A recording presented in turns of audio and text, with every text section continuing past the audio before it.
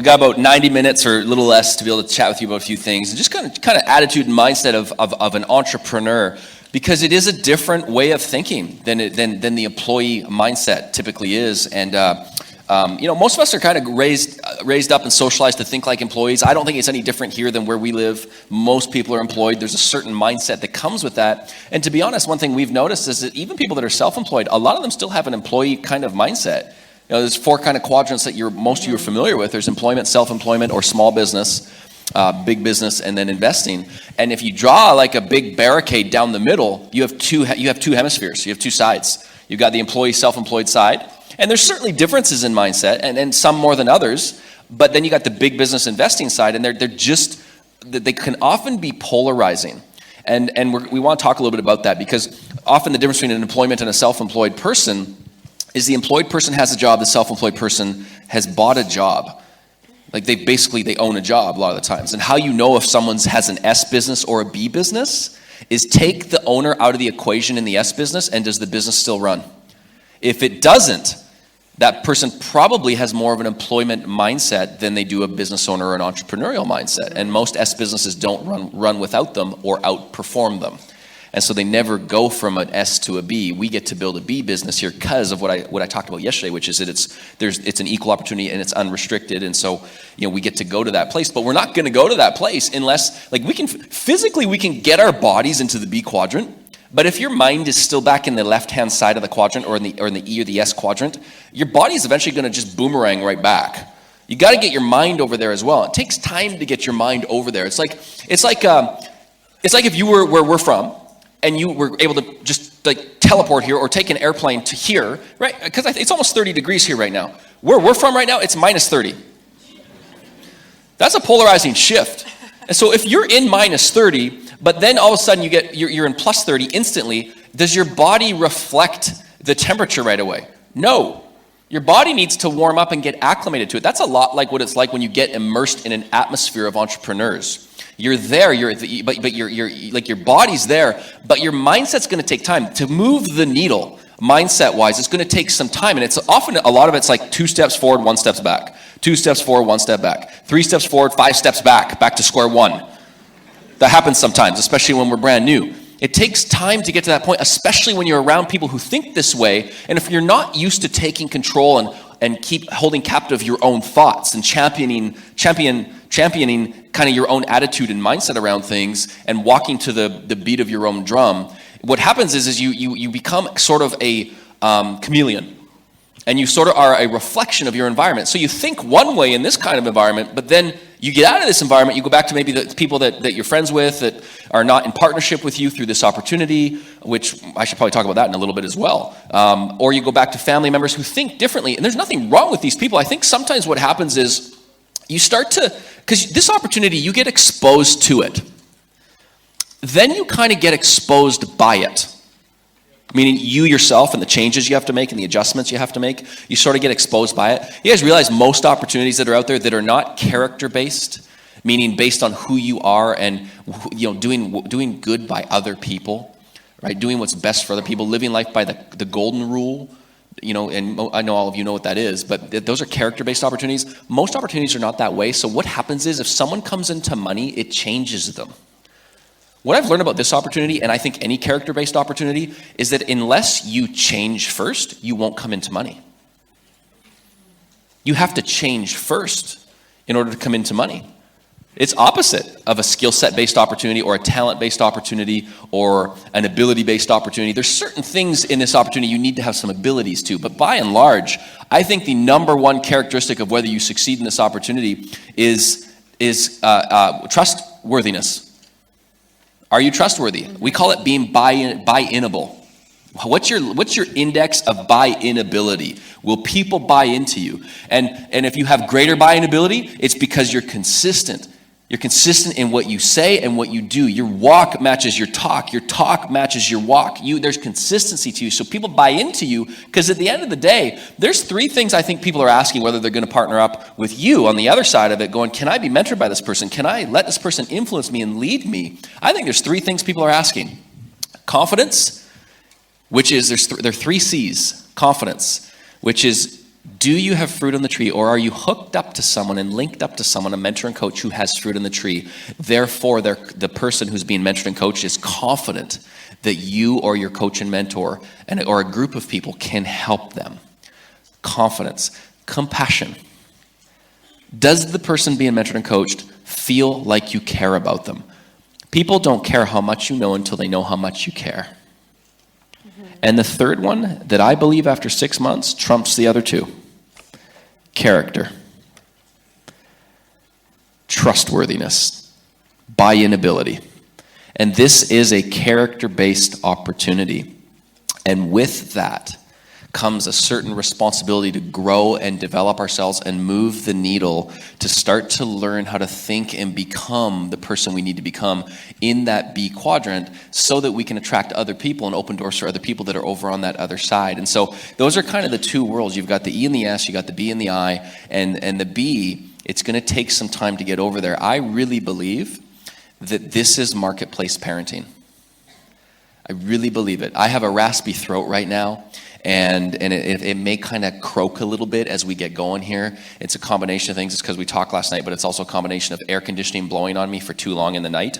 You ever gotten sick just because the air conditioning is just blowing on you? So I'm not really sick, but it could sound like I'm sick. I just want to say it right now. If my voice kind of cracks or does that sort of thing, it's not because I'm going through puberty. I'm 34. I'm not 14. So just putting it out there. I know most of you would already have known that, but some of you would have went, wait a minute. What's going on with this person? Physically, you cannot stop someone through the maturation process. But mentally and emotionally, why we call it marketplace parenting is because I believe mentally and emotionally, most people have not grown up in those two areas. I think most people are pretty mentally weak. I think most people emotionally, they allow their emotions to influence them instead of allowing their emotions to inform them. Emotions should be indicators. We should pay attention to emotions. They should not be dictators.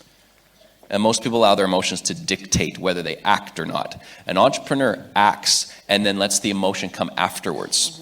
That's the difference why most people don't have results that go to the gym. Most people don't go to the gym that actually have a membership for the gym.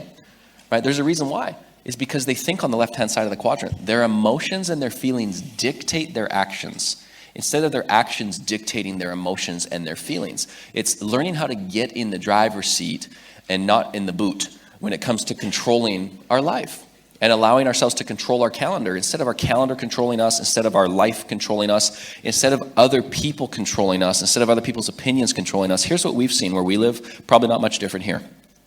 Most people, their biggest decisions in life were made because of their own emotion and or the opinion of somebody else that they're close with.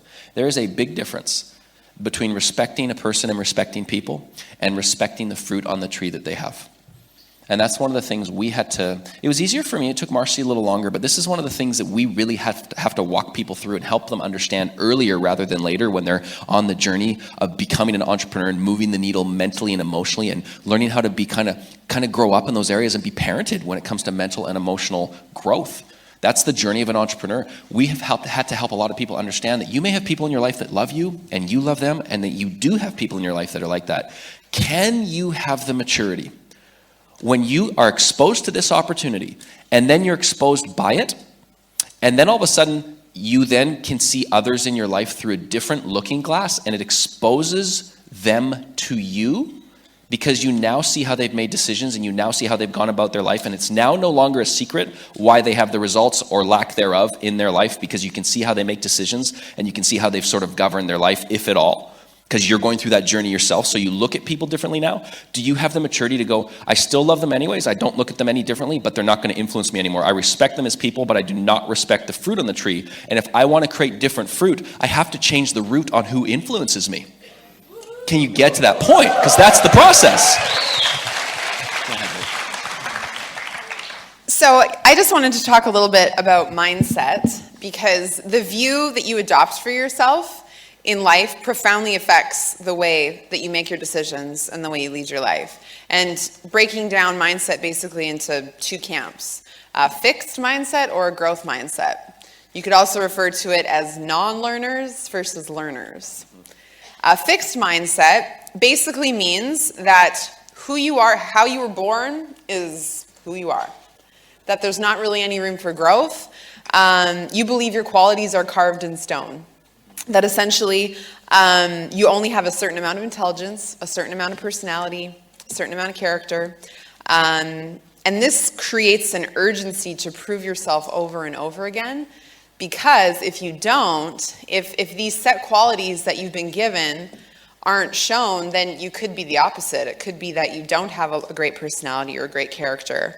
And with no room for growth, then the label you've been given is life long. It's if you were labeled early on as something positive, then that's something you have to live up to and consistently prove. If you were labeled as something that's negative, now you're under that lid for your life, and you are unable to excel beyond what you believe is true of yourself. That can be really terrifying, to have a fixed mindset, but so many of us have it. All of us have aspects of a fixed mindset in some area. Growth mindset, on the other hand, believes that you can improve, that your basic qualities and skill sets can be cultivated and grown through effort.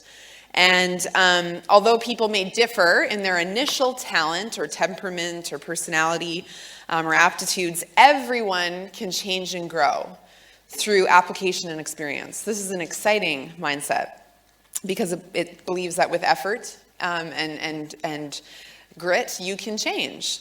It doesn't necessarily mean, people with a growth mindset, they don't think everyone's destined to become the next Einstein or Beethoven. It's just that they believe that with hard work and effort, you can max your potential. Your potential may not necessarily be to that level, but it is much greater than you currently possess because you haven't given it your full effort yet.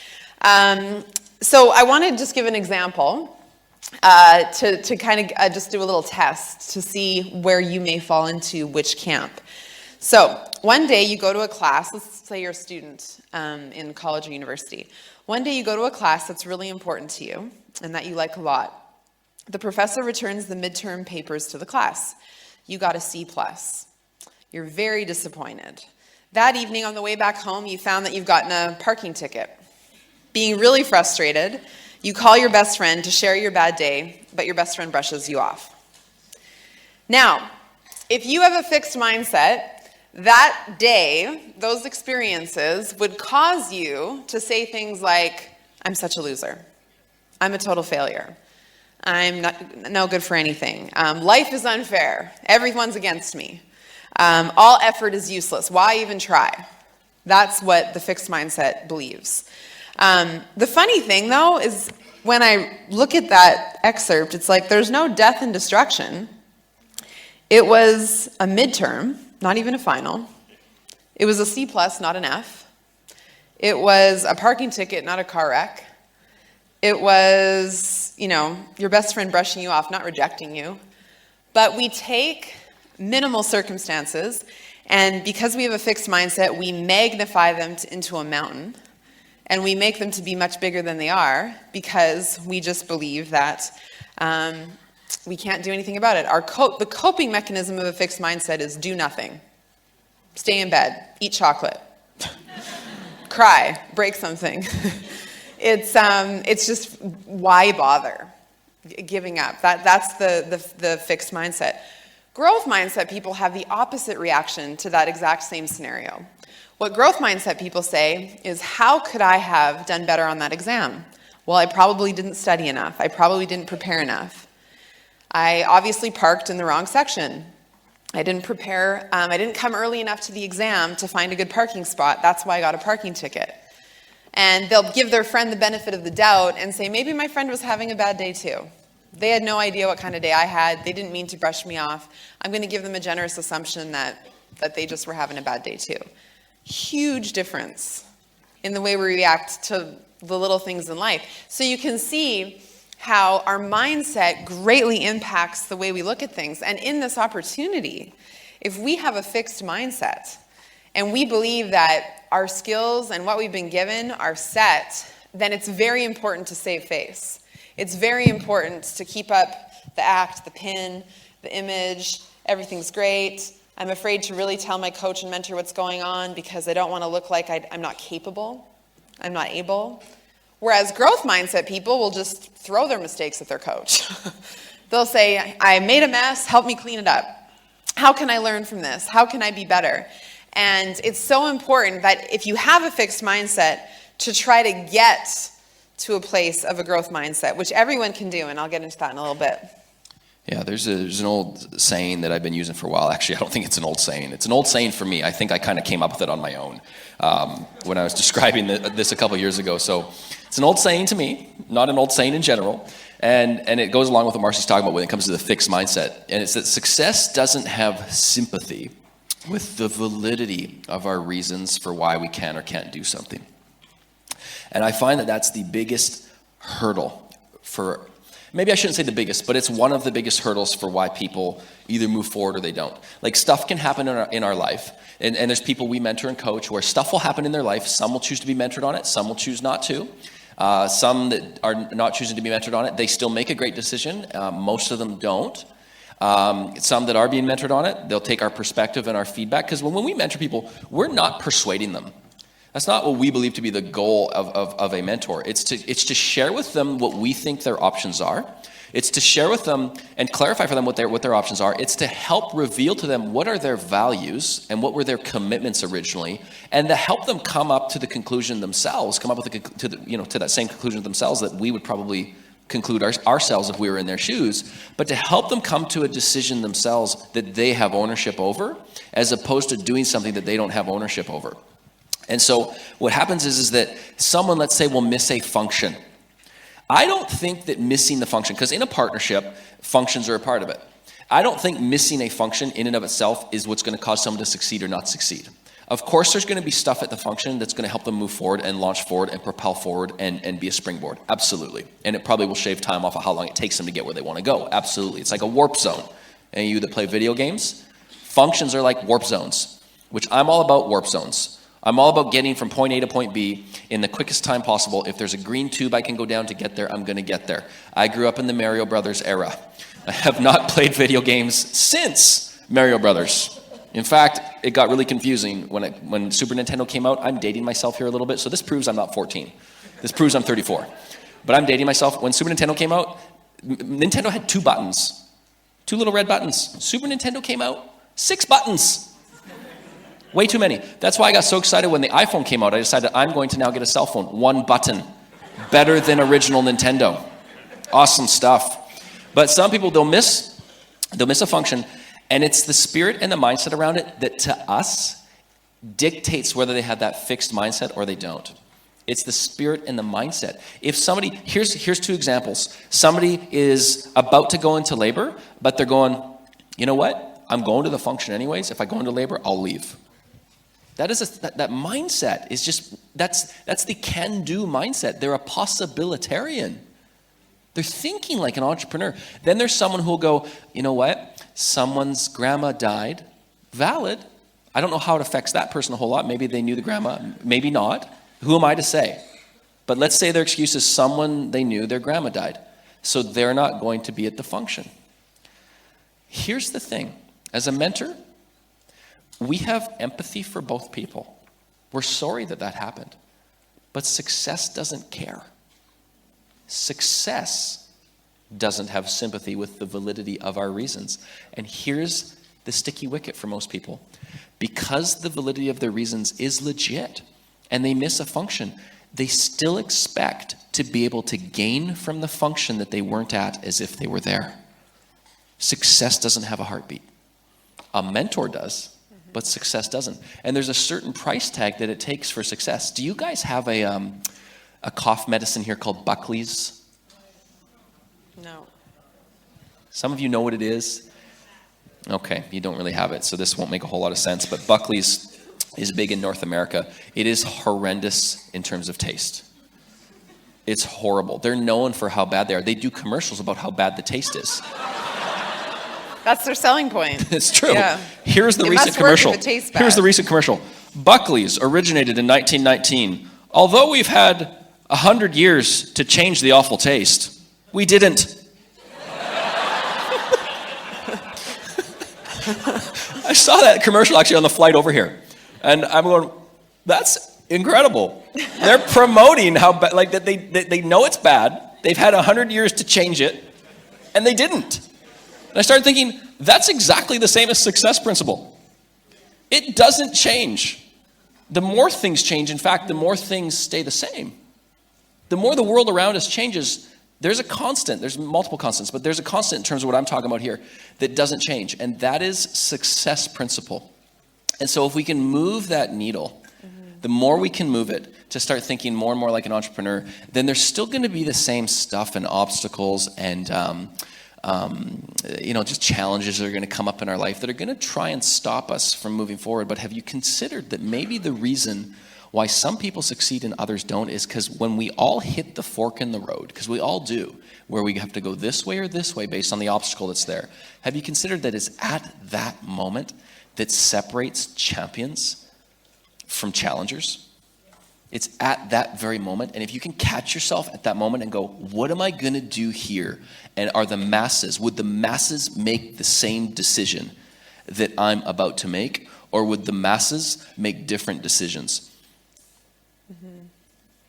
Or, would they make the same decision or would they make a different decision? And if you go with the direction of the masses, you're probably going to have the results that the masses have. And if you want to lead thousands of people, if you want to be an influencer in a positive way, not in a manipulative way, but a positive way, an inspirational way, you're going to have to first have the courage to stand alone. And a lot of people don't want to feel that. They don't want to feel that first few weeks or months or maybe even a couple years where they're growing and developing a thick skin but a soft heart. So the elements of the world, the opinions of people around us are not affecting us the way that maybe they once did when we had a thin skin and a hard heart. We need to develop a thick skin and a soft heart. Become kind. It's not about being nice, but be kind, a kind-spirited person. Niceness and kindness are not the same thing. And so when we develop a thick skin and a soft heart, we can deal with the elements. We can deal with criticism and praise the same way someone in a cemetery deals with it. When we can respond to criticism and praise the same way someone in a cemetery who's buried 6 feet under responds to it, you will be successful in whatever you do. Meaning criticism just, hey, you take it and you don't get mad at it. If you say nothing and you do nothing, you will be nothing. If you're not criticized by people, it means you're not doing anything.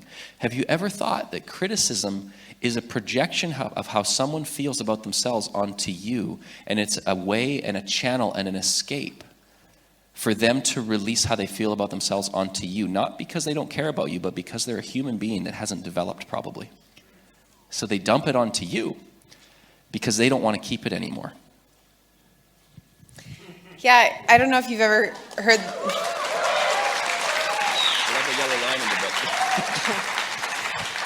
Have you guys heard the saying, if at first you don't succeed, try again? Okay, it's the saying in America, Canada. Fixed mindset people say, if at first you don't succeed, you probably didn't have the ability.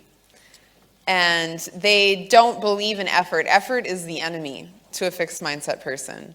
And the reason for that is because if you give your very best and you still fail, what does that say about you?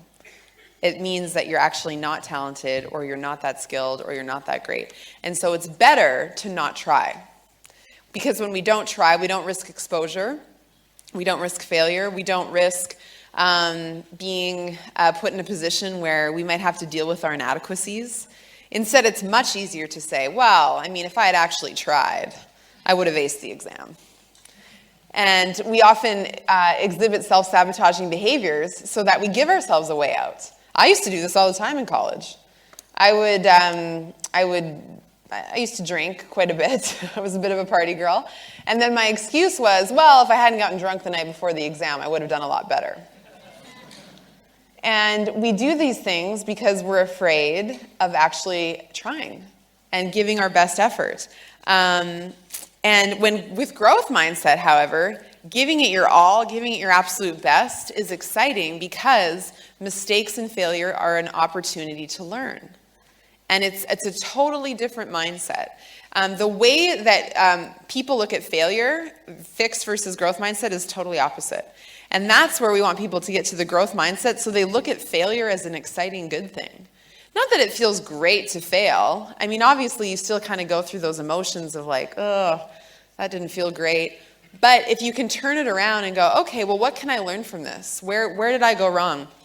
And it's so funny because when I used to be a high school teacher, and teaching high school students was a very interesting profession.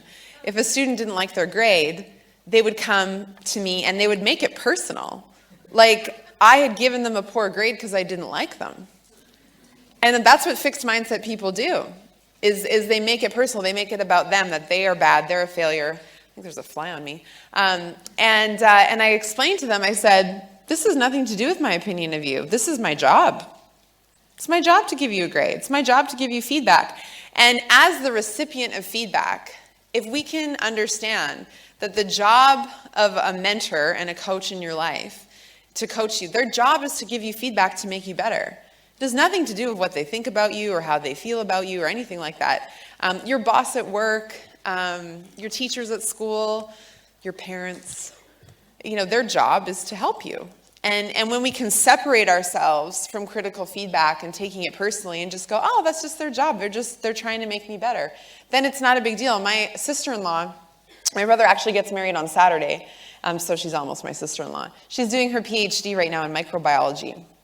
And she has to do this massive thesis, and like years of her life have gone into it. And she has to sit before a board and defend her paper against like merciless questioning. And if she gets approved, then she can get a grant and continue studying, and she can, it's a great thing. So it's a lot of pressure, a lot of stress, but she has a great mindset because she goes, well, it's their job to find a hole, because if they didn't, then they'd be enabling my bad work. I mean, I don't want microbiologists to do bad work. I don't want to die of disease. I want microbiologists to do their best work. And so sometimes we have to remember that somebody giving us feedback or offering an opinion isn't to hurt us. It's not personal. It's because sometimes that's just somebody's job. And so we have to separate the emotion and the personal aspect we can take on of somebody giving us that feedback. Okay, go ahead. An example I want to use here is something I talked about last night. I talked about the difference, in my opinion, between small business multi-level marketing and using a multi-level marketing compensation plan to build your own business that can be willed to your kids. And it's kind of like, what we're talking about there is that can you depersonalize things? And so when someone says to me, is what you do multi-level marketing? I don't get offended by that, because I kind of look at them like, the same way I look at my kids. We have a 5-year-old and a 3-year-old. And if my 5-year-old or 3-year-old says something silly, which probably happens about every 10 minutes, I don't go, what's wrong with you? What's that all about? I get down to their level, and like the principles I talked about last night, I seek to understand, and I go, so Isabel, just walk me through a little bit about where that came from. It's actually really odd, because now Isabel, and now our younger one, who's almost 4, is mirroring my language. And so I'm getting a taste of my own medicine. So it's like I'm tasting Buckley's. I'm getting a taste of my own medicine. and they're saying things, like Isabel's saying things to me like, so Daddy, walk me through. And I'm going, what? What's going on here? And then actually I go, great question, actually. Good job. I love how you phrase that. Good job. And her new one is, the question is, Daddy, and she's... Hopefully you'll get to meet them tonight. We're going to probably bring them to our rally. So they're quite the characters. But I teach Isabel different words right now. Her favorite word right now is a word called psychobabble. It's her favorite word. Look it up in a dictionary if you don't know what it means. We're talking a lot about the word entrepreneur. And so she likes the word entrepreneur a lot, because that's one of the reasons we want to be free, was so we could influence our kids, so we didn't have to, send our kids off. Because here's the thing, is that we had a choice to do this because of when the door was open for us to go through a vetting process. 10 and a half years ago. We were only 23. That just happened to be our situation. We weren't married yet. We didn't have kids yet. That was our situation.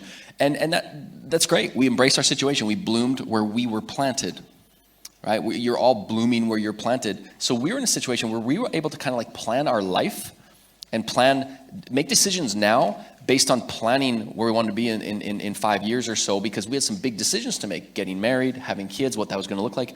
None of that had happened yet. So we had this come along where we're like, okay, we can build a life and we can wait to make some decisions around maybe when we have kids. We didn't wait to get married, but we waited to have kids because I wanted to be free. We both wanted to be free before we had kids because we wanted to raise our kids and instill our values in our children. And we're thankful that we were in that position to be able to do that, because we learned that kids' self-image comes from what they hear. And their belief system, their values come from what they see. Mm-hmm. So if they're not seeing us and hearing us, who are they watching and listening to that's developing their self-image, their self-worth, that's helping form their values and their belief system? And here's the thing that most of us do, because we're not rooted in a value system. When you get rooted in a belief system and a value system, what happens is your behavior is a manifestation of it. So you become more buy-inable. You become more trustworthy. When your values are your filtering system. The alternate is what's typically true, and I see this in our 5-year-old and our almost 4-year-old. They haven't grown in this area yet. They adjust their beliefs to match their behavior. They don't adjust their behavior to match their beliefs because they aren't rooted yet. They're too young. They haven't developed a belief system. Most people never develop a belief system. Maybe verbally they talk about things that they value, but their life and their calendar contradicts what they say.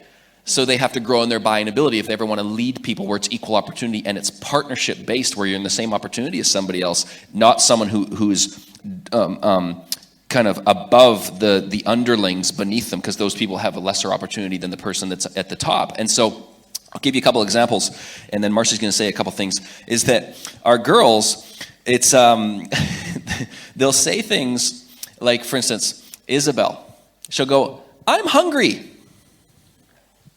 So I'm thinking, okay, she's hungry. I ask more questions to find out she's actually not hungry for food.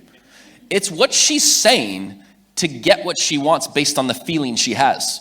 So I go, great that you're hungry. Why don't I have some chicken and some broccoli here. I'm willing to share this with you. Oh, I'm not hungry anymore. I go, what do you mean you're not hungry? She goes, I'm not hungry anymore. I go, you said you were hungry. Yes, for ice cream. I said, Isabel, that's not hunger. That's a desire for a certain food. Let's separate these two things. Let's have a discussion right now. Come over here.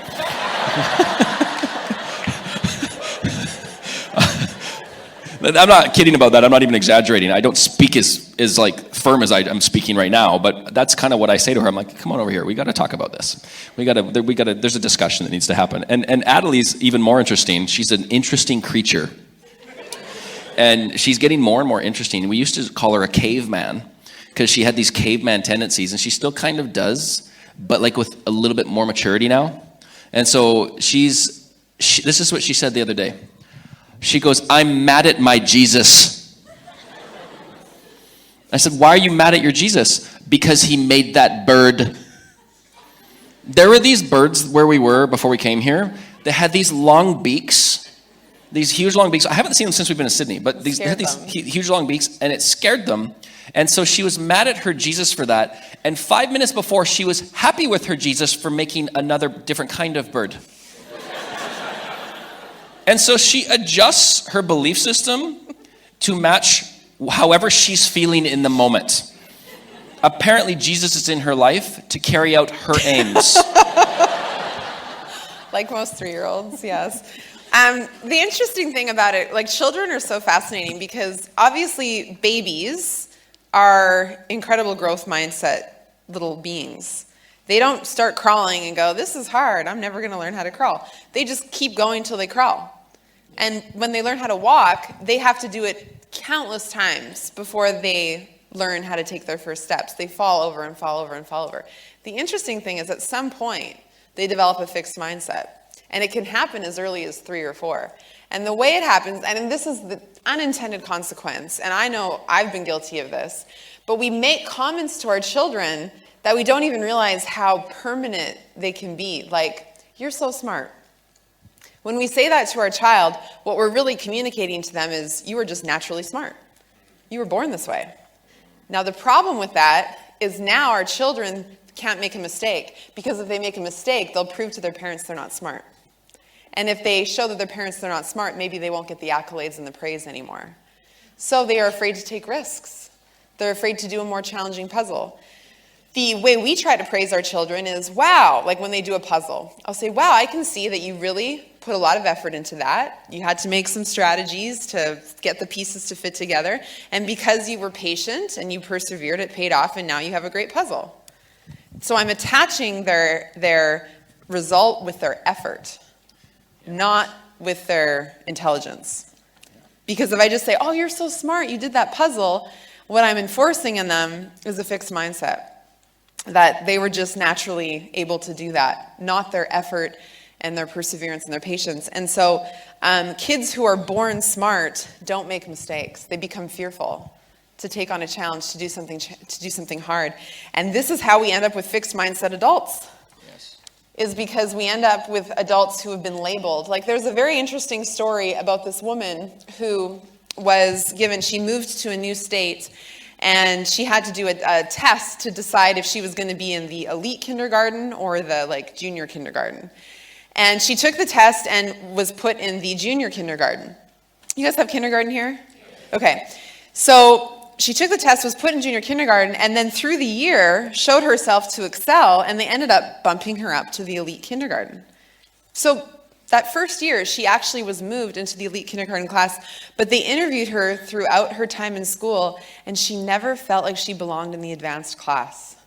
Despite awards and accolades she would later get in academics, she said that first test labeled her, and she felt that she was lucky and was undeserving of anything she earned after that. That's how damaging labels can be, and how our mindset can be fixed from an early age. So we have to consider this, of course, when we're parenting, but especially when we're mentoring people. If we start saying to people, wow, you're a natural, you're so great, this is amazing, like you're just killing this business, or whatever you say. The problem with that kind of praise is those people will then be afraid to tell you when they fail, because they'll think that that their effort or their mistakes or their failure means they're not a natural, and that they're disappointing you. And rather saying, we actually encourage the failure and the mistakes, and we encourage people to have a work habit. And we tell people, don't worry about the results. The result is really of no importance to us at this point. What's more important to us is your development and your growth. And we want to see that excel. The results will come once you get that on track. And by focusing on the growth mindset, the development, people excelling in that, then they don't get caught up on the results. They don't get caught up in maintaining a certain image. And they don't get this idea in their head that somehow if they try and if they have to put in effort, it means that they're not good. The opposite is true. The more effort you put in, the better you get. Yeah, and to kind of finish a thought that I started earlier when it came to the reason when someone says, is this like multi-level marketing or network marketing, and why I have no issue coming back to them and asking a question in response is because I don't want to enable or give life to their fixed mindset. Because most people have a fixed mindset around opportunity. And so I don't give life to it and I have no qualms about that. Like I don't feel bad or good about the way I go about things. I just think it's the appropriate way to go about it based on what I've learned over 10 and a half years of what people think multi-level marketing is. If somebody came up to me and said, hey, do you build a lifetime asset that you can pass on to your kids and you use a multi-level marketing compensation plan to do it? I'd go, absolutely. But nobody says that. They go, is it multi-level marketing? And I don't even know what that means. I'm like, what does that mean? Is it multi-level marketing? Does that mean like I get them involved in this multi-level marketing puzzle piece and I move them around and I manipulate them through a compensation plan or something? I don't even know what it means. And so I'm confused when even asking the question. So I typically go, well, what do you mean by that? You mean like the thing I shared yesterday? You mean like persuading people to do things they don't want to do? Do you mean like kind of putting them in your thing and you benefit more off of them than they benefit from you in their life? That kind of thing. And I have lots of ways that I describe it. And I won't get into them, but usually they go, yeah. And you know what? It doesn't even matter what I say, how I describe it. They typically will answer, yeah, because they don't even know what they mean either. They don't. They just say something because they regurgitate what they heard somebody else say. And so I'm not going to give life to that kind of stuff. Like most of us are kind of socialized to memorize, regurgitate, forget, right? And so people regurgitate what other people's, they hear things and then regurgitate it. They're not bad people, they're good people, but this is just the tendencies of humans. This is like the greatest human experience I've ever seen building this opportunity. It is an experience in humans and the human species. And like I said yesterday, you become like a psychological magician and you're able to kind of like figure people out. And it took me a good 7 or 8 years to figure people out, but you can't figure people out until you figure yourself out enough first. Like you got to learn about yourself and how you are and figuring out kind of why you do what you do. And then it all makes sense why other people do what they do. And you're like, oh, this makes sense. Life makes sense now. I can tell you, like before mentorship, life did not make sense. I think the whole concept of fruit on the tree, and we listen to people when they give advice to us as long as they have fruit, meaning results in the area they're talking to us about. Isn't it fascinating how people who don't have fruit in an area are the quickest to give you their opinion on it and you didn't even ask? Isn't it fascinating? And the people who have fruit in an area will not give you their thoughts on it unless you ask. It's crazy. So if someone is quickly trying to give you opinions on something, just stop and acknowledge them. Don't dismiss them or shun them or anything like that. But I would encourage you to turn deaf, dumb, and blind. Turn into like a human bobblehead. That's what I do. When people start telling me things, I'm like a human bobblehead. And then when they're done, I'm like, hey, I just served them because they were looking for an outlet. I served them by becoming a bobblehead, and I go, thanks for sharing that with me. I appreciate it. I'll consider that. So they feel like they're acknowledged, but I'm not listening. They're not influencing me if they don't have fruit on the tree. I don't even care who it is. I don't care if it's my dad. He's not influencing me if he's giving me advice or opinions on things where he does not have fruit. And so you got to be conscious of this stuff and be aware of who's speaking to you. What are they talking about? Do they have fruit in those areas or do they not? So the concept of fruit on the tree didn't make sense to me till we started getting mentored. I think back to when I was younger and people would give me opinions and one person would say one thing, another person would say something else, and I go, what do I do? And I didn't even think to go, wait a minute, is there fruit? It didn't even cross my mind. And now it's such common sense. And so I know if you're newer in partnership in here or newer in business, I'm guessing there's some of you that can relate to what I'm saying. You don't know who to listen to. And then all of a sudden you hear this concept called fruit on the tree and you're like, oh, this filter makes sense. Mm-hmm. And life starts to make sense. And it goes from black and white to color vision. And everything is like, oh, I get why this is happening now. And it's just, life is not confusing anymore. This is at least my story and my experience. And it might be different for you. I don't know. But when someone, back to what my original thought was, is when somebody's talking about multi-level marketing, I have no qualms about going, you mean this, and this? And they go, yeah. And I go, hey, I apologize if there's anything I said that caused you to think that way. I don't think I said anything that would cause that. But is it possible that someone else has kind of framed your way of thinking about opportunities other than me? And what we're talking about here, and now they're going, oh yeah, I guess so, because they regurgitated, and then they just hear something, then they regurgitated. That was my philosophy in school, by the way. That whole example Marcy talked about getting a C+ and being disappointed. I would be thrilled if I got a C+. That would have been amazing. I was used to D's and C minuses. I didn't get my mom. No, my mom actually, one time my mom said D, because I got D's a lot. I tried in school. I didn't do very well because I didn't know why I was there. Because there's no overarching theme for why I was there. The main reason I was there is because I thought I was supposed to go. And so even though I tried, I didn't do very well. And my mom said, can you try and get a C or maybe a B one time? I said to her, this is when she gave up. I said, Mom, my name starts with a D. So just be accepting of these grades that I'm getting.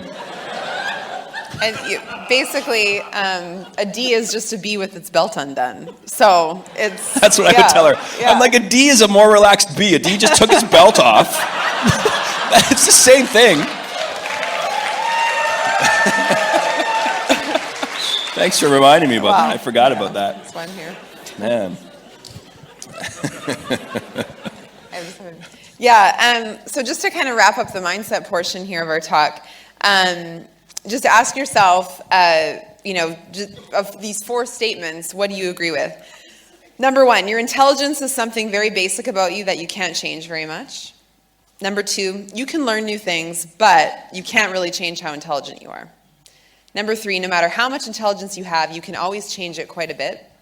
And number 4, you can always substantially change how intelligent you are. Obviously, the first 2 statements are fixed mindset. The 3 and 4 are growth mindset. Now, you can substitute anything in that. Your athletic ability is something very basic about you that you can't change very much. Your artistic ability is something very basic about you that you can't change very much. Your social skills are something very basic about you that you can't change very much. You could put whatever you want into those statements. And the funny thing is, I am a growth mindset person in a lot of ways, but I do have fixed mindset when it comes to my artistic ability. I just think I can't draw. But the reality is I've never tried. And so I just decided I couldn't draw. And if I really wanted to apply myself, I probably could learn. You all have areas in your life where you've taken a fixed mindset. And if it's an important area of your life, I would really encourage you to change it. Because the funny thing is that when people sometimes, they come up to after they hear us speak and they say, wow, like, you guys, that was great. I don't know, I could never do that. And that actually to us is like one of the worst things somebody could say to us. Because it's kind of saying, you guys didn't really have to work that hard to get where you are. You just naturally are that way, and I just can't be that way. Yep. And I understand what they're saying, but the reality is anybody can do this if they decide to. Was not a natural speaker. He actually, his very first talk that he ever did, he had this little tiny cue card, a business card. The back of my business card. The back of his business card, and he wrote these teeny tiny notes. And literally, I'm not joking you, the first line on the business card was, "Hi, my name is Dean." I am not exaggerating. He wanted to make sure he remembered that. So we all start places. If my friends were here from 2003, 2004, they would say, that's not her, that they've replaced her with somebody else. Because I used to be, and I'm not exaggerating, will affirm this because he met me at the end of this stage of my life. I was crazy. I would drink with the guy. I would outdrink the guys that I hung out with. I would jump off the roof of a party into a snowbank just to be funny. I would just do crazy things just because I had nothing better to do. And my life was so chaotic and all over the place, and I like to think of myself as fun and spontaneous. But the reality is I was irresponsible, and I was going nowhere.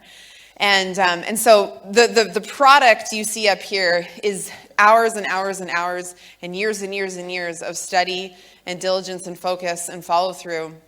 And we believe that we're not necessarily that talented. Do we have certain strengths? Sure, so do you. But we are not up here because of a natural ability or a natural skill set. It was a chosen discipline and a chosen focus to become this way and to develop ourselves, to have these thoughts and these talks and the process and all of that. That was all chosen. It was not natural. And it's actually kind of heartbreaking when somebody says I could never do that because they've already written themselves off. I believe that any one of you in here could decide to become a great speaker and to become somebody that's influential. And tonight when we tell our story, I'm going to talk about a gal that we brought over from Zambia to help us out and work for us. And her story is amazing. And it's such a great example of overcoming and not believing the labels or the lids that were put on you at a young age. And I just wish more people could do that. They would have faith in themselves and belief in themselves because our world would look so different if that was the case. And so, yeah, I just wanted to emphasize that because the worst thing for us could be we leave and you just think it was a great talk that nobody could replicate. Because the reality is we could send anyone from our organization, maybe not anyone, we could send most people from our organization to sit at this table and you'd get a very similar talk. It'd probably be funnier. It'd probably be more polished because sometimes we're a little off the rails. But you would get a very similar talk because we believe that it's all taught and learned, and it's leadership. Yeah. It's interesting what Marcy's talking about, because a lot of times what happens is that we're fearful of the greatest work that most people avoid and evade. That the toughest work you'll ever do is not labor. It's change, which is thinking labor. It's the labor of our mind. That's the hardest work people will ever do, so we avoid it at all costs because we don't want to change, especially if we have a fixed mindset. How do you change that? The first thing you do is get your body out of -30 and into +30. And when you do that enough times, eventually your mind becomes +30.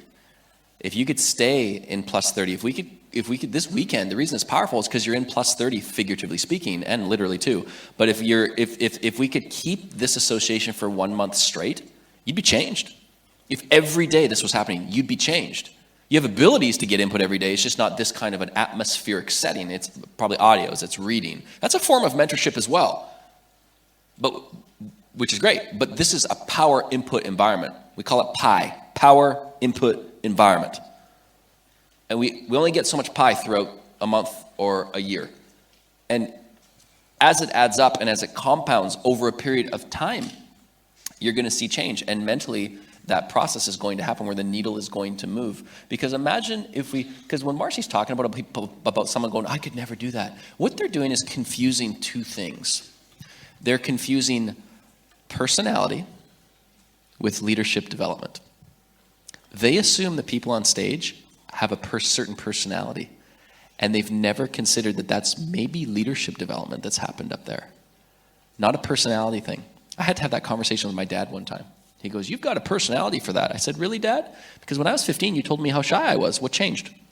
How can my personality change like that? And he went, good point. And I went, yeah, it is a pretty good point, isn't it? And I said, Dad, have you ever considered that that's actually called personal growth, what you're seeing there? And he went, what's that? So I explained to him what personal growth was and what leadership development is and how that happens over a period of time. And he went, wow, I never considered that.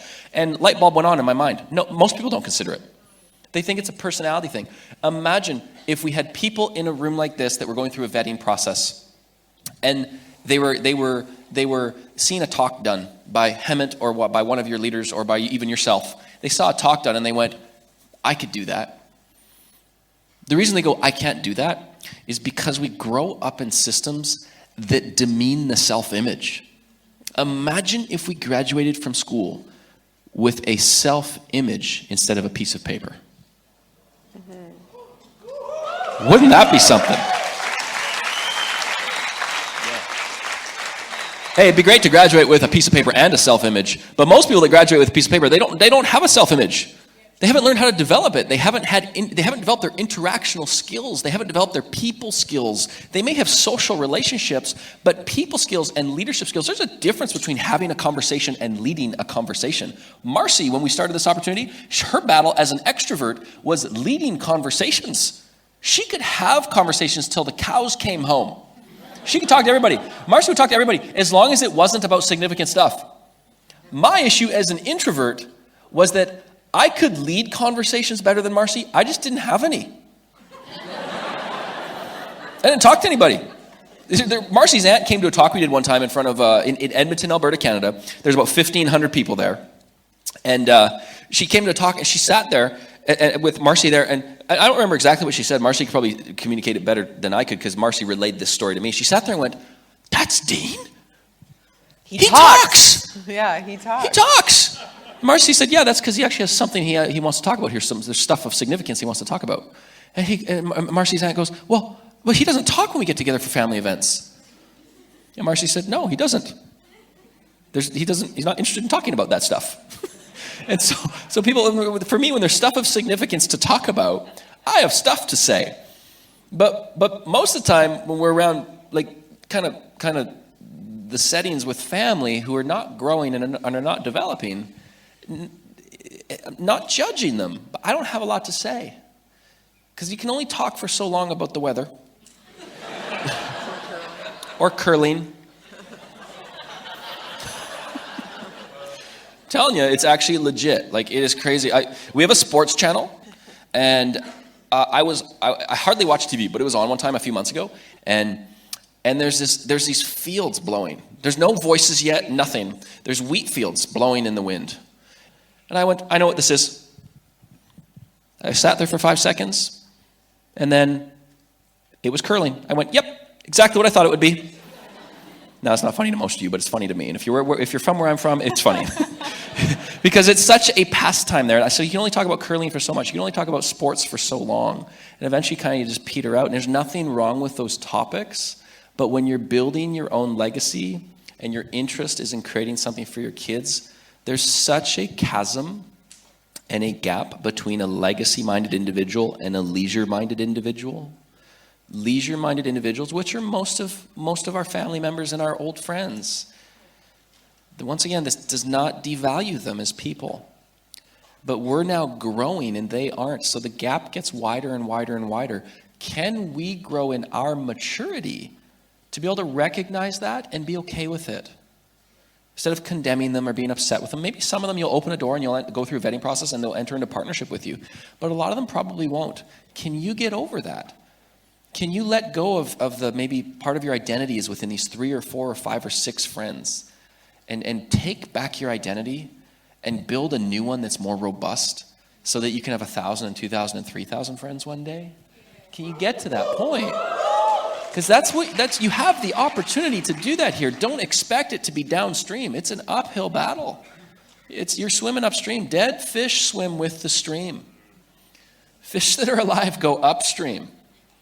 Right? It's a struggle. Life is not a playground. It's a battleground. If you're building something for yourself, it's a battleground. Right? It's not a cruise ship. It's a battleship. You want to live on cruise ships? Then participate in battleships first. You want to live with the classes? Serve the masses. You want to live with the masses? Serve the classes. What does that mean? You have a job. You serve the owner of the company. He's, let's say figuratively, the classes. Serving the classes. I don't care what your job is. You're serving the aims of the owner. So if you want to live with the masses, serve the classes. You want to live with the classes, serve the masses. Own your own company, serve the masses. The beautiful thing about this opportunity is you're not just serving the masses and keeping them at that level. You're bringing them up to your level because you're in equal partnership. You're growing together. You're running together. If you want to run fast, run alone. If you want to run far, run together.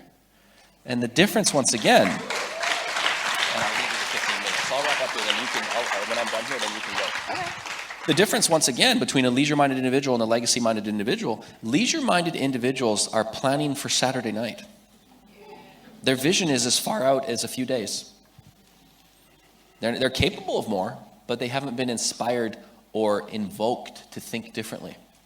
A legacy-minded individual is planning for 3 generations. There's going to be a chasm. There's going to be a canyon. There's going to be a gap in those 2 ways of thinking. And that's okay. That's part of maturing emotionally and mentally and becoming more legacy-minded and less leisure-minded. Leisure's not a bad thing. But I will tell you this. We will say things like family comes first in our life. But let me define it for you. Because most people just say it kind of just family comes first. What does that mean, though? Let's break that down a little bit. Family coming first to most people is hanging out on the weekend and talking about the problems from the week, and then a month later they get together and they're talking about the same stuff again. It's leisure time together, not a bad thing, but it's not progressive. They're conservative relationships, they're not progressive. It's almost like they come together and have a revisited past. They're not building a future together. They have a revisited past that gets revisited and revisited and revisited. And the stories better not change, otherwise we're going to gang up on that family member if they're progressing. They better have the same story. The dysfunction is just fascinating. People are a fascinating species, and us included. And so when it comes to understanding some of the things I'm talking about here, and leisure versus legacy, and what that looks like in a progressive relationship versus a conservative one, and all that stuff, I wanted to share with you kind of the 3 levels of relationships that really I have coined. And when we say family first, we're talking family legacy over family leisure. What does that mean? Okay, I'd explain this to someone one time. They said, you prioritize those functions over family. And I said, tell me a bit about what that means. And they said, because I said, I understand why you're saying that, I think, but tell me what that means, because I really want to unpack this with you. And they said, well, like, you're going to the function over spending time with us. And I said, so does family to you mean spending time together? That putting family first just means, does it just kind of primarily mean spending time together? And they said, well, yeah. And I said, okay, I totally get it now. I think I can explain to you why us going to the function actually in our interpretation, for our interpretation, is prioritizing family over family legacy over family leisure. And I explained that to them. I said, I don't expect you to understand this, but I do expect you to try to understand it, because we are actually prioritizing family legacy over family leisure. That's why we weren't camping with you guys, or that's why we didn't do this with you guys. We're not against that. Well, actually, I kind of am against camping. Camping is, when we first started dating, Marcy camped a lot. She had this like yearly trip going camping. I said, why are you doing that? Why are you paying money to experience the homeless experience? I don't understand. I just never understood it. Some of you maybe love camping. I don't know if it's a big deal here or not. I don't know if it's a thing, but I'm just here's my philosophy. This is the bed. Okay, that's where humans sleep. This is the floor. That's where pets sleep. Okay, this is the ground. This is where camping happens. And I'm going, why are we doing that? never quite understood it. It's okay. Camping was a family tradition for every family before they invented homes.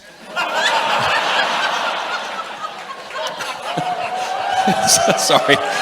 Just speaking out loud here. You might think different. That's totally okay. We will agree to disagree.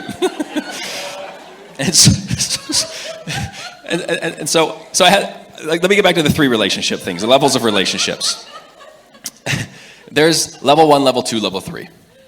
Level 1 relationships, to me, and these, by the way, these 3 levels of relationships are not a prioritization in terms of we prioritize 1 over 2 and 2 over 3 because of the value of them as people.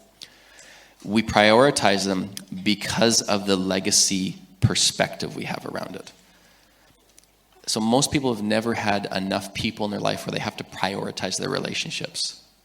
And I'm going to end talking about a conversation I had with my dad one time, and then Marcy will kind of finish off. But most people have never they've never had enough people. They haven't had dozens of people in their life where it's like, I've got so many people now in my life, and I have so much bandwidth on who I can spend time with, and hopefully we get to a point where we stop spending time and we start investing time. And now, because I'm investing time based on a legacy I'm trying to create for our family, and because a legacy is not living forever. It's creating something that does live forever after you're gone, which actually kind of means you do live forever. He is a legend, and we had a chance to get to know him about the 6 months before he passed away, because he passed away in last June 1st, and it was kind of out of nowhere, but hindsight's 2020. Looking back, the signs were there, and we got to know him kind of quite well 6 months prior to that. And it is the most interesting phenomenon, because Ron's not here, but he is. And I've said to many people, I'm like, I know he's gone, but I don't feel he's gone. I've never felt that before. And I think to myself, is that what it's like to leave a legacy? And I find myself going, yeah. That must be what it's like. It's this weird phenomenon that I know he's not here, but he still is here. He's still so here because he created something that lived beyond him. So it feels like he's still here.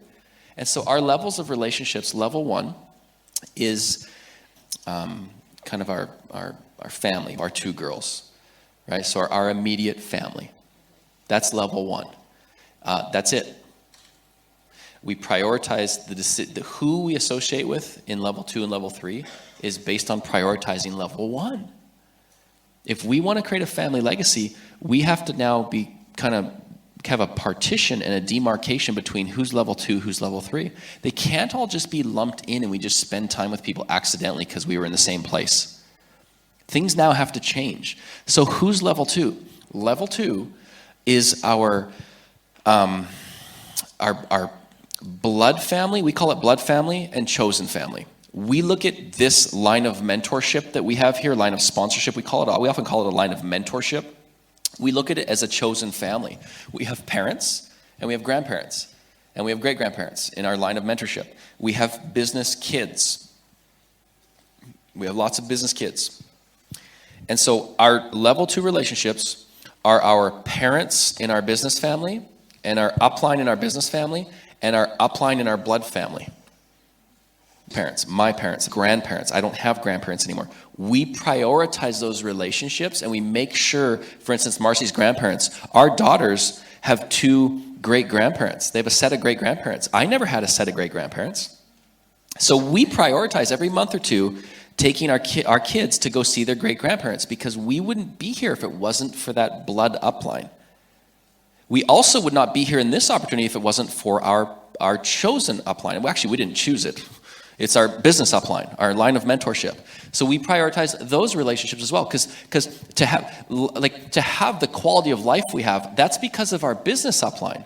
We have life because of our blood upline. Does that make sense? So that's our level 2 alongside of our business kids. And there's 3,000, 4,000 of them. So we have to prioritize those ones based on shared common experiences, based on their level of leadership, based on who needs us the most because of where they're currently at and where we're currently at and where they're trying to go. So we figure that out based on how we need to figure it out. And it's different for everybody's organization as it grows. And so that's level 2. Who's level 3? I would tell you that her brother, I think she would say her brother is also in level 2. I tell you my brother's level 3. So that's our one little disagreement there. Because who's level 3? Everybody else. Does that mean the people in level 3 are less valuable than level 2? Absolutely not. What it means is we prioritize level 2 over level 3 because family legacy is our filter, not just family leisure. And that's a tough thing to explain to people. It's really hard. And I had a conversation with my dad one time. I thought he understood, and then he proved to me that he didn't. And he goes, how come you don't spend any time with Terry anymore? How come you don't talk to Terry? Now, let me tell you something. I had 2 friends growing up and kind of a third, which I kind of looked at as a big brother because he lived next door to me, who's 6 years older than me. That was Terry. Terry was actually the best man at my wedding based on the selection I had to choose from. Terry's a great guy. And the selection I had to choose from was basically I had more spots to fill than I had people for the spots in our wedding party.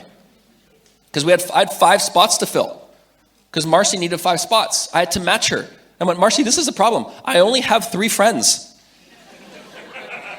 What am I going to do? So I had to start recruiting people. Anyways, it worked out, but it was interesting. And so Terry was one of those people. And then we started building something for ourselves, and we had more and more people to choose from. We never opened a door for Terry. It didn't work out. None of that happened. And what I realized was we're just going in different directions, and that's okay. That's okay. People look at that like as a negative thing. And I said to my dad, I said, the reason I don't spend time talking to Terry anymore is I said, Dad, are you aware that we have about 3,000 or 4,000 people in our life now that we didn't have 10 and a half years ago? He said, well, yeah. Kind of like, what's your point? I said, my point is that we don't have bandwidth to spend time with all of them. In fact, we now look at who we're wanting to invest time into based on the vision we have for our life, what we want to create for our family. So I said, even of those 3,000 or 4,000 people, Terry's not one of them. And even of those 3,000 or 4,000 people, we can only really spend time and invest time in about 2% of them. And I said, so the reason I don't spend time with Terry is because I've learned we've moved this way in life. He's stayed the same. The gaps become bigger and bigger and bigger. That doesn't minimize Terry's value as a person. But let me try and explain to you something, Dad, that I hope makes sense. There's someone better to fill that role in Terry's life than me. And if I try and be that person, I'm being selfish, and I'm taking and stealing an opportunity from Terry to find a better fit. And he went, But I still think you could talk to him a couple times, you know? And you know what? The reality is he's right. Maybe I could. But nonetheless, that was just an example I wanted to share with you guys based on how we kind of quantify levels of relationships and how we prioritize them. Because you may not prioritize them the way we do, and that's totally fine. But is there some sort of level of prioritization for you? And is it based on solid ground, based on the vision you have for your life, and the legacy you want to create. Because I don't think until you have a vision and a legacy that you're starting to think in down the road, and you're starting to think that based on what I want to create in my life down the road, what I want to create over here, I have to start making different decisions now, and I have to start associating with different people now so that I can get there one day. And this opportunity is a provision. It's a tool. It's provision for your vision. If you don't have a vision, if you don't have an outcome, you won't make different decisions here. And those decisions are tough sometimes. There's sometimes pain that's experienced. But welcome to success. Welcome to creating something for yourself. You're not going to create something great unless you're willing to go through that. And if you can have the maturity around why it's happening, it's much smoother sailing than it is for most people who don't have the maturity around it. And it's choppy waters going, why am I going through choppy waters? Why is this thunderstorm here? What's happening? If you can have the maturity to understand that these are necessary ingredients on what it takes to create success in your life, whether it's this channel, whether it's a different channel, when you're going to lead and you're going to influence people, and you're going to develop yourself and become a servant leader, this is required. And my hope is, and our hope is that you can just develop in your maturity when it comes to emotions and mentality. If serving is beneath you, if serving others is beneath you, then the reality is leadership is beyond you and success is above you. If you're a servant leader, you will create an incredible amount of success. I'll leave you with that. Here's Mars.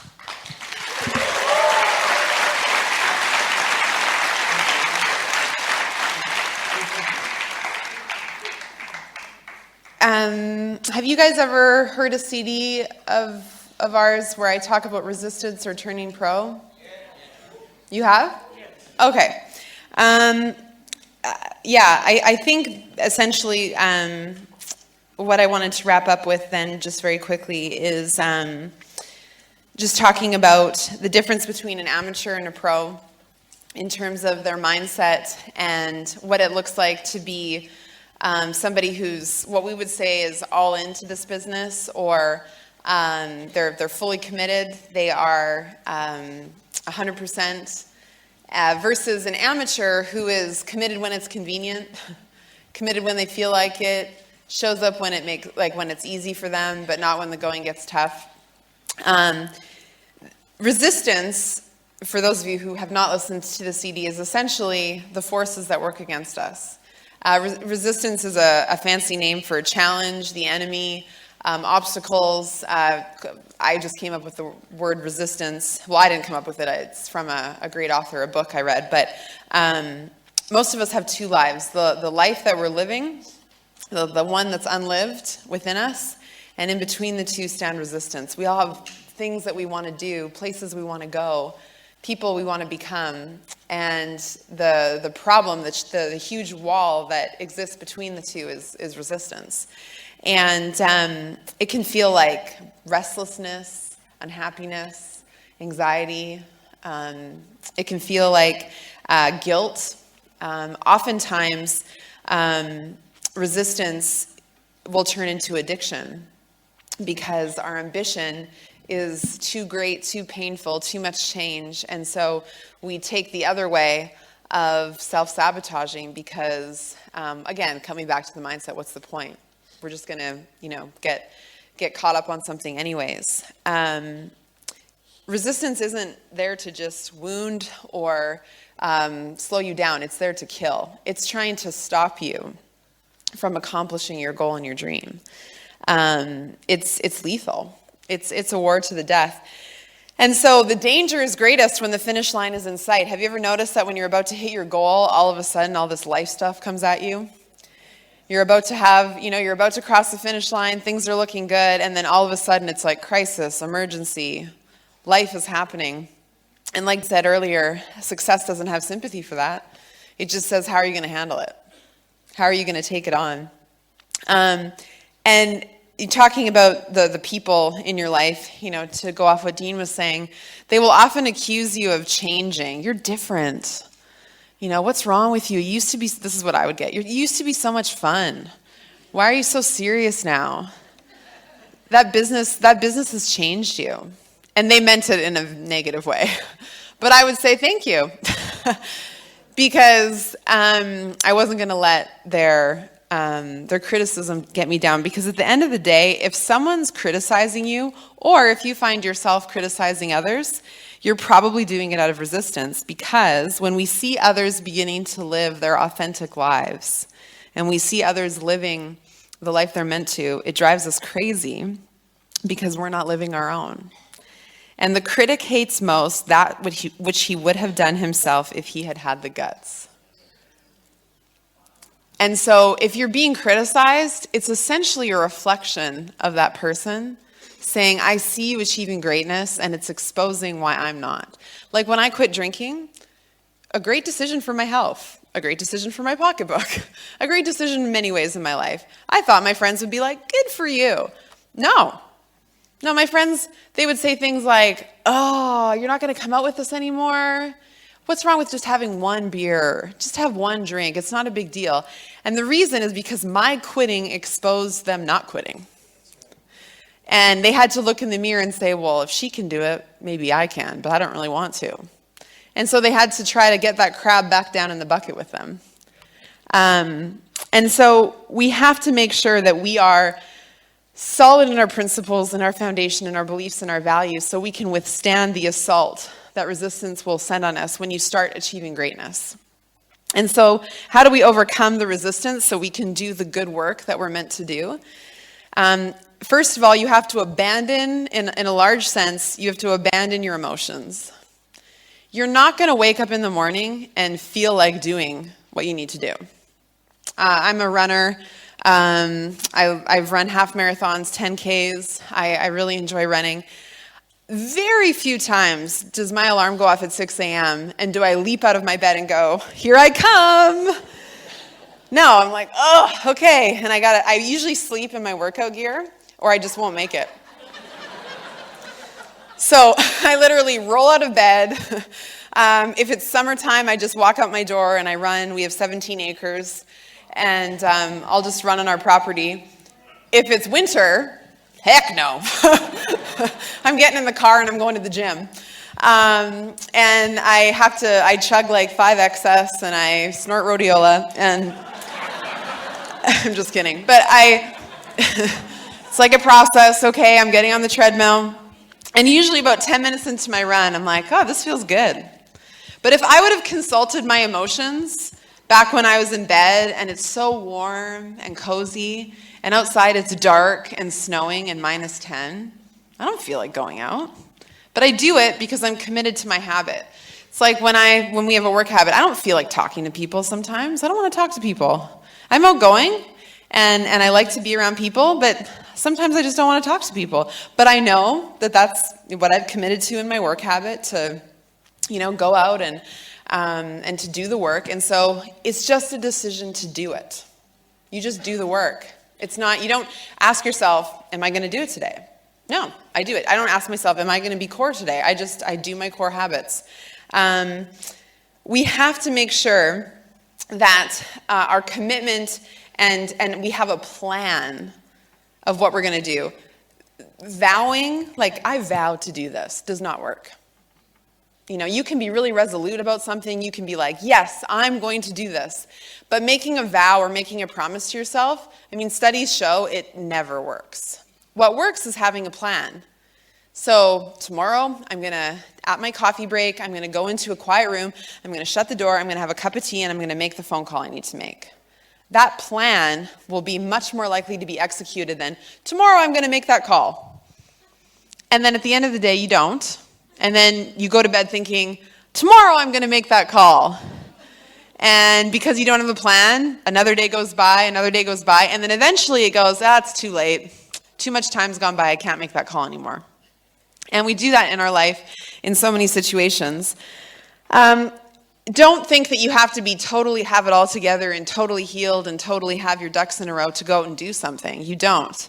You're going to be a mess while you build this in a lot of ways, and we will give you examples of that tonight, of things that we had to overcome while we were building our diamond ship. So you're gonna take some blows, you're gonna have some adversity in your life, you're gonna have obstacles, you're gonna have challenges, but that doesn't change doing the work. That doesn't change getting up every day and doing what you need to do. Ever since I've been in Australia, I have stayed committed to the daily habits that personally I'm committed to for our business. I listen to my CD every day, I read my book every day, and I go out and I make somebody aware of the opportunity of what's available. And I've done that even on, our trip, our holiday, as people would call it. Because to me, it doesn't matter where I am. If I don't stick up with my habits, then it's so easy to get out of rhythm and let weeks and weeks go by without making progress. And I just don't want to do that. I want to stay on top. And so when you turn pro, when you go from that amateur life where you're negotiating with the work, you're doing it when it feels convenient, you're waiting to feel motivated, which, by the way, hardly ever happens. When you turn pro, life actually gets really simple because you don't have to think about it. The decision's already made. Now it's just doing the work. It's just a matter of following through. But the problem with turning pro is that you just signed up for a life of discomfort, which, if you have a growth mindset, is exciting. If you have a fixed mindset, it's horrifying. Because being uncomfortable, I actually have a physical reaction to discomfort. Like I want to crawl out of my own skin because I hate change, but I have to fight that every day. And so I love this quote: "To feel ambition and act upon it is to embrace the unique calling of our soul. The first stirrings of ambition saved me and put me on the path to turn pro. Not to act would have been to turn my back on my dreams." That's how I feel. When I don't act, I'm basically saying our family legacy and where we're going doesn't matter. And so, unfortunately, that's all the time I have today. I can't quite get into the rest of it, but hopefully some of the mindset and the things that we shared today were helpful, and we'll see you here tonight.